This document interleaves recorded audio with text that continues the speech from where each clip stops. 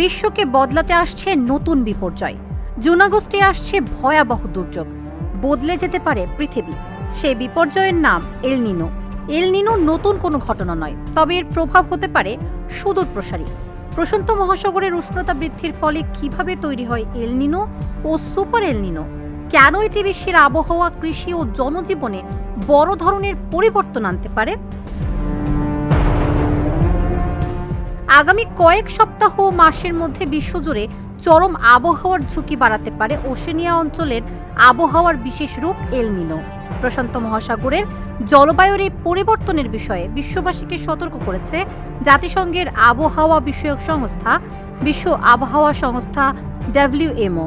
সংস্থাটি জানিয়েছে আগস্ট মাসের মধ্যে এল নিনো সক্রিয় হওয়ার সংখ্যা ৮০%, আর আগামী নভেম্বরের মধ্যে এর শক্তি সঞ্চয়ের আশঙ্কা প্রায় ৯০%।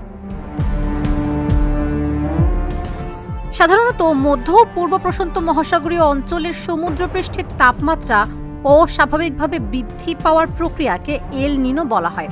এটি একটি প্রাকৃতিক আবহাওয়াগত প্রক্রিয়া যা সাধারণত প্রতি ২ থেকে ৭ বছর পর পর ফিরে আসে। এর স্থায়িত্ব হয় প্রায় ৯ থেকে ১২ মাস। এর ফলে বিশ্বজুড়ে বাতাস, বায়ুচাপ ও বৃষ্টিপাতের ধরনে বড় ধরনের পরিবর্তন আসে। WMOর তথ্য মতে এল নিনোর প্রভাবে দক্ষিণ আমেরিকার দক্ষিণাঞ্চল, যুক্তরাষ্ট্রের কিছু অংশ, হর্ন অব আফ্রিকা, আফ্রিকার শিংখ্যাত অঞ্চল ও মধ্য এশিয়ায় বৃষ্টিপাত বাড়তে পারে। এর বিপরীতে অস্ট্রেলিয়া, ইন্দোনেশিয়া, মধ্য আমেরিকা ও দক্ষিণ এশিয়ার কিছু অংশে তীব্র খরা দেখা দিতে পারে। এছাড়া মধ্য ও পূর্ব প্রশান্ত মহাসাগরে শক্তিশালী হ্যারিকেন বা ঘূর্ণিঝড় সৃষ্টি হতে পারে।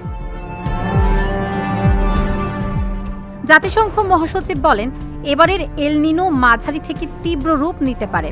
এর প্রভাব হবে আরও সুদূরপ্রসারী ও অত্যন্ত দ্রুত গতিতে তা সীমান্ত পেরিয়ে ছড়িয়ে পড়বে।